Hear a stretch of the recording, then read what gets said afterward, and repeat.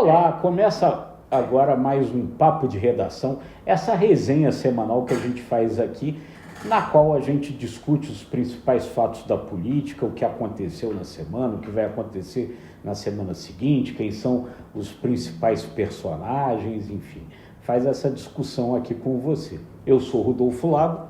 Eu sou Thales Faria. É isso. Então vamos lá, vamos começar ali essa semana, uma semana agitada, né, Thales, onde os poderes aí tiveram muita briga, muita discussão, muita disputa entre eles, né? A semana foi tomada, no geral, por essa grande briga entre os poderes. Eu acho que houve ali também uma certa encenação. O que ocorreu? O Alcolumbre precisava mostrar o poder dele diante do Messias não ter sido, do Rodrigo Pacheco não ter sido escolhido, e o Lula ter escolhido o Messias. O Alcolumbre precisava mostrar o poder dele nisso, e então criou-se essa crise institucional. Ele disse, sabatina vai ser só dia 10, e aí o Lula reagiu como reagiu com o Trump, cruzou os braços, vai ser dia 10? Tá bem, então você faz a sabatina sem eu mandar a mensagem. E aí não mandou mensagem nenhuma, sem a mensagem, formalizando a indicação do Messias, ele não pôde fazer a sabatina, né? E aí ficou esse imbróglio, grande imbróglio da semana, que foi isso aí, mas teve outros fatos, né? Claro. Não, sobre isso aí, eu acho que você está certo, é bem por aí, quer dizer, a coisa estava indo para um caminho no qual ninguém ganhava, todo mundo perdia, né? Quer dizer, se o Alcolumbre insistisse na sua posição de que era Rodrigo Pacheco e mais nada, e o Lula insistisse na sua posição de que era o advogado-geral da União, o Jorge Messias e mais nada, os dois iam acabar perdendo, porque aí fazia-se a sabatina, se rejeitava o Jorge Messias, o Lula ia ter que escolher um outro nome que não seria certamente a essa altura mais o Rodrigo Pacheco. Então perdia o Lula, perdia o Rodrigo Pacheco. O Lula pagou para ver, né? E aí a coisa foi adiada, né? Aí você está no embate entre o Congresso e o Executivo, mas entrou no meio do caminho o Gilmar Mendes, criando um novo embate, que é o embate do Supremo com o Congresso.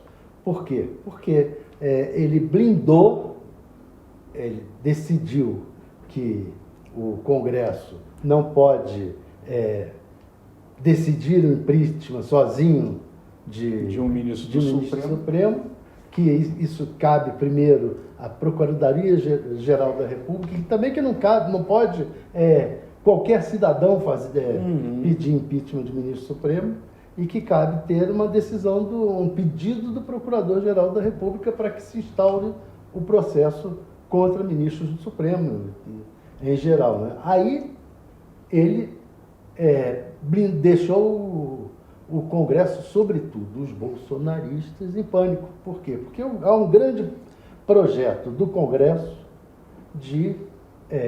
especialmente do Centrão e do Bolsonaro, de poder caçar ministros do Supremo. Diante do que ocorreu e do que está ocorrendo aí, essa série de investigações, então está pegando esses políticos. Claro, né? Quer dizer, você tem hoje aí uma série de incômodos aí relacionados ao Supremo com relação ali ao Congresso. Então, você a direita bolsonarista incomodada, enfim, com todas essas ações aí que tem o Alexandre de Moraes como relator, relacionadas às questões aí dos atos golpistas, da tentativa de golpe. Bolsonaro, a essa altura, preso lá na sede da Polícia Federal, aqui em Brasília. Enfim, isso tudo incômodo para essa turma. E no caso do Centrão, um incômodo grande com relação ao ministro Flávio Dino e a questão das emendas orçamentárias, né? Quer dizer, uma coisa que a essa altura ali no Congresso, a gente conversa lá, sabe, ninguém sabe onde vai parar, quantas pessoas pegam, toda hora aparece uma ação policial nova pegando, né, um deputado, pegando um governo de estado, uma prefeitura, isso daí gerando incômodos enormes. E, enfim, eles ali querem frear essa possibilidade do Supremo. E aí, por outro lado, né, Thales, o Gilmar Mendes aí toma uma decisão muito claramente corporativa também, né? Quer dizer, se havia um exagero por um lado, também por outro, blindar desse jeito aí é um tanto quanto complicado, né? O que parece que daí vai acontecer, né? É um freio de arrumação nessa história, né? Mas aí é que eu até escrevi isso, dizendo, olha, eu achei que foi um pouco jogo combinado. Por quê? Porque tem um projeto lá. O Gilmar teve sempre uma excelente relação com o Davi Alcolumbre. Os dois sempre tiveram excelente relação. De repente, os dois aparecem brigando. E aí, o Davi Alcolumbre, defendendo o Congresso contra essa imposição do Gilmar, aponta, olha, tem aqui um projeto, que é um projeto de marco regulatório do crime de responsabilidade. Do crime de responsabilidade, que porque coincidentemente é de autoria do Rodrigo Pacheco, não? O projeto. Quer dizer, Rodrigo Pacheco... Que envolveu uma comissão de juristas. Juristas, chefiada por quem? Pelo Lewandowski. Pelo Lewandowski, que na época ainda era ministro supremo. Ministro Supremo. Então, agora é ministro da Justiça. E que agora é ministro da Justiça do Lula. Quer dizer, interessa. O projeto interessa ao Rodrigo Pacheco, ao Lula, ao Lewandowski, ao Supremo. Né? No final está lá um projeto que interessa a todos. E ainda tem outro que está na Câmara, que é a PEC 8, que é a do... Ai, meu Deus. É a limitação da possibilidade de decisões monocráticas. A limitação das posições. Que também interessa ter uma certa limitação. O próprio Fachin já disse que... Porque dentro do Supremo tinha Você se lembra quando Marco Aurélio Melo decidia monocraticamente umas coisas e os outros protestavam? Existe um constrangimento dentro do Supremo com isso. Então, essa crise, eles trouxeram duas soluções junto com a crise. Pode ser aí o famoso bode na sala, né? Tira o bode da sala, né? E resolve essa questão. Enfim, no caso até a própria decisão de Gilmar Mendes aí com relação a essa questão da blindagem dos ministros foi uma decisão solitária, foi uma decisão monocrática. O plenário ainda vai decidir a respeito dela, mas é exatamente disso que a gente está falando, decisões isoladas de um único ministro. Né? E aí, para ter mais... Já que a confusão foi pouca durante a semana, aí os filhos do Bolsonaro resolveram chamar a Michelle e enquadrar a Michelle, porque a Michelle, lá no final de semana, lá no Ceará, num ato, criticou a aliança no Ceará em torno do Ciro Gomes. Eu acho que esse assunto ainda vai render mais, porque eu acho muito estranho essa aliança. O Ciro, realmente é o que a Michelle falou, xingou o Bolsonaro de bandido para baixo, xingou a própria Michelle, falou que conhece o passado dos dois, que sabe de muita coisa, etc. e tal, com insinuações pesadas. Né? A Michelle reclamou, mas o acordo tinha sido já acertado com o Bolsonaro, e os filhos foram lá enquadrar a Michelle. Então, criou-se mais uma confusão, que foi a dos filhos. Né? Sem dúvida, né? Ali realmente é uma coisa que eu acho que você tem razão. Eu acho que ainda vai correr água debaixo dessa ponte. Enfim, o presidente lá estadual do PL, que é o deputado André Fernandes, lá do Ceará, ele fechou esse acerto lá para apoiar uma candidatura do Ciro Gomes, né, que está no PSDB agora para o governo do Ceará, mas é isso, né? O Ciro só não chamou o Bolsonaro de bonito, né? As coisas que o Ciro realmente falou ao longo da vida aí com relação ao Bolsonaro são muito complicadas e certamente numa campanha irão usar isso. A Michelle não deixa de ter razão de se sentir incomodada com isso aí, mas no fundo aí tem uma briga familiar. Os filhos, eles não aceitam a Michelle, né? Eu acho que no final das contas, né, essa história aí, né, Thales, terminada essa semana, um jogo que ainda continua, talvez tenha sido só o primeiro tempo dele, mas que meio que está empatado em 1-1 agora, né? No primeiro momento, a Michelle marcou um gol, quando ela foi lá, no final da semana lá no Ceará, desautorizou essa aliança com o Ciro Gomes, e no final o PL acabou recuando, adiando ali decisões a respeito dessa aliança. Mas aí a semana termina com o Flávio Bolsonaro dizendo que o candidato do clã Bolsonaro à presidência da República não vai ser a primeira-dama, vai ser ele. Pois é, no final, essa briga, essa chamada de atenção para Michelle, tinha por trás a briga dentro do clã para ver quem vai ser o candidato do clã, da família. E aí eu acho que isso vai ter desdobramento também, porque não sei se a Michelle vai ficar parada. Não sei, as pesquisas colocam ela na frente de todos os filhos, e ela tem um eleitorado forte dentro do PL, que são as mulheres e os evangélicos. É um eleitorado muito forte e que está fazendo campanha para ela. A Damares, nos bastidores, chama a Michelle de a maior líder do momento do país. Exatamente. As pesquisas internas do PL, as informações que a gente tem, é que o PL tem diversas pesquisas internas, né, que mostram isso, que a Michelle sem dúvida, o melhor nome com o sobrenome Bolsonaro que teria numa disputa. Michelle é mulher, né? Michelle é bonita, Michelle é evangélica. Todos esses fatores ali hoje levam a Michelle a sobressair dentro da família. E até a pesquisa recente aí do Instituto Quest, que saiu essa semana, aponta isso. Essa pesquisa mostrou uma queda na popularidade do Lula, né? Que se refletiu eleitoralmente. O Lula parece empatado no segundo turno em duas situações: contra o Tarcísio de Freitas, governador de São Paulo, ou contra a Michelle. Se o candidato fosse o Flávio, ele ganhava tranquilo. Então, isso tudo pesa a favor da Michelle.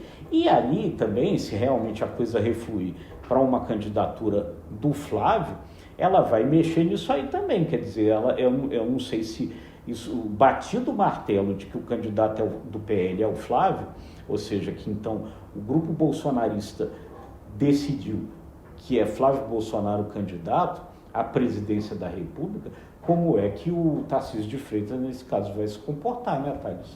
Agora, então, Dolfinho, quem são os personagens dessa semana?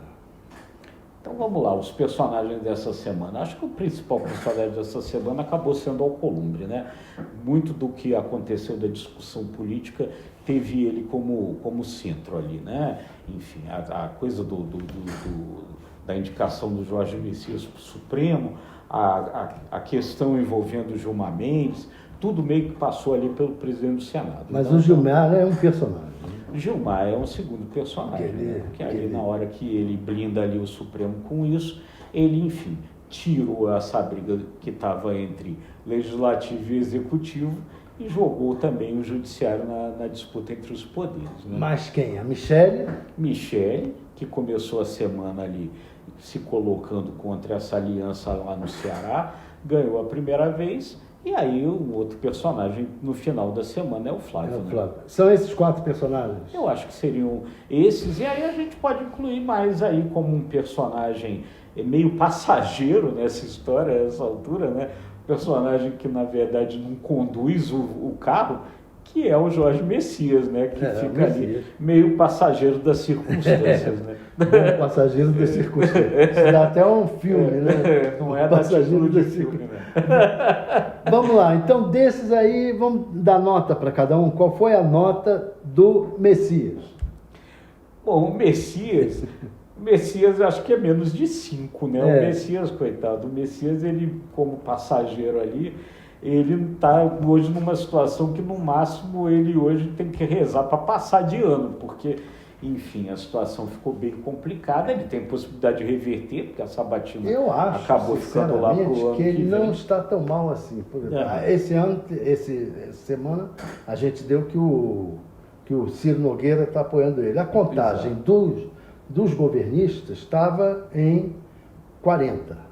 Com o Ciro Nogueira ficou em 41. Já dá, né? Já dá. Agora, Ciro Nogueira, presidente do Progressista. do Progressista, que é um cara fortíssimo dentro do Centrão. Adiada a sabatina, significa que vai ficar para fevereiro, março. O Lula e o Alcolumbre, hoje mesmo o Alcolumbre já elogiou o Lula lá no Amapá, tal. O Lula e o Alcolumbre vão se recompor, inevitavelmente, nesse período aí de recesso, né? Então, eu acho que a tendência é o Messias acabar em melhor situação. Isso o Messias. Então, vamos dar um 5 para o Messias. Acho que você dá mais do que 5, né? Não, eu acho que ele é o passageiro das circunstâncias. Ele é o sujeito que tá indo com a onda. Ele tem uma vantagem, que ele foi assessor parlamentar do Jacques Wagner. Então, ele sabe lidar com o Congresso. Ele é uma figura apagada, mas jeitosa. Então, ele tem muito a entrada na bancada evangélica, né? Então, acho talvez que possa aumentar para 6, mas eu acho que é por aí tá mesmo. bom, beleza. Flávio Bolsonaro. O Flávio, enfim, começou perdendo para Michele, terminou ali anunciando que ele é o Então, já vou botar os dois, Flávio e Michele. Nota para um e nota para outro. 6 para cada um, vai. 6 para cada um, você empatava? Empataram ali, porque um começou ganhando. Eu daria mais para o Flávio. Eu diria que o Flávio está com 7 e a Michele está com 6, porque ele saiu candidato. No final das contas, ele conseguiu cavar essa candidatura. Eu acho que ela ainda vai dar o troco nele. Mas ele saiu candidato. Perfeito. E Gilmar? O Gilmar, enfim, aí realmente, né, quer dizer, toda essa interpretação de que isso foi uma decisão absolutamente corporativa, né, não coloca o Gilmar muito bem nessa história, né? Eu vou dar um 3 para o Gilmar. Eu vejo diferente. Eu vejo o seguinte, que essa história que ele e o Alcolumbre jogaram juntos vai trazer boas coisas para o país. Perfeito. Se eles jogaram juntos e se ela fizer um marco legal, aprovar aquele projeto que está há anos parado lá no projeto do Rodrigo Pacheco, um marco regulatório dos crimes de responsabilidade, e aprovar uma limitação para a decisão monocrática, se eles jogaram juntos e fizeram essa confusão, eu achei que foi uma jogada muito inteligente e boa para o país. Você tem razão. Então, você vai pacificar os poderes, né? E é o que de melhor tem para o país. Claro, porque esse talvez seja um dos grandes problemas políticos hoje, né? Exato. Então eu estou inverso, eu daria para eles, se fosse dar, eles estariam para mim em torno de 7. Só que o Alcolumbre 7 também. O Alcolumbre tá jogando. Se bem que o Alcolumbre cria uma confusão danada, mas eu daria 7 para cada um. Eu até, depois aí da sua argumentação, até aumenta essa nota do Gilmar. Não sei se ela chegaria a 7 no caso. Mas o Alcolumbre acho que tem um outro problema. O Lula trucou e o Alcolumbre recuou. Então eu acho que isso... então ele está menos do que o... Você está certo. 7 e 6. Então, olha só. Gilmar e Flávio foram os que saíram melhor nessa semana. Melhor, né? Os personagens da como semana. personagens. É. E empatados lá tá Alcolumbre, Michele. Alcolumbre e Michele. Esse é o ranking político da semana. ranking político da semana. Maravilha. É isso aí, Thales. Não, e semana que vem? Bom, semana que vem, né? Semana que vem, eu acho que aí, na linha do que você está falando, acho que a semana que vem pode vir a definir mais essas coisas. Quer dizer, logo depois da decisão do Gilmar, a Câmara correu na Comissão de Constituição e Justiça e aprovou esse projeto que limita as decisões monocráticas. Aprovou em caráter determinativo, o que fez esse projeto já correr para o Senado. Então, muito provavelmente já na semana que vem, o Senado vota esse projeto que limita a possibilidade de decisões solitárias de ministros do Supremo. É uma primeira resposta importante. E deve começar a discutir o outro lá sobre crime de responsabilidade, né? Perfeito, perfeitíssimo. E tem uma outra questão que eu acho que vai esquentar na semana que vem, que é o Tarcísio de Freitas diante do Flávio Bolsonaro ter se colocado como candidato. E é isso. Tarcísio vai... Claro, porque é isso, quer dizer, o Tarcísio mantém uma candidatura à presidência da República sem apoio do bolsonarismo, essa é a questão. Quer dizer, ele vai sair de uma eleição que parece muito mais fácil para o governo do estado de São Paulo para embarcar numa aventura presidencial sem ter o apoio do bolsonarismo. Enfim, vamos ver, né? É por aí, né? É isso aí, gente. Então, é isso. Então, esse é o Papo de Redação, onde a gente traz essa resenha aí dos fatos políticos da semana, joga aí para frente, analisa essas coisas todas. Espero que você tenha gostado. Se gostou, acompanhe a gente, curta, compartilhe, acesse aí o site do correiodamanhã.com.br, enfim, acompanhe todo o nosso trabalho por aqui na TV.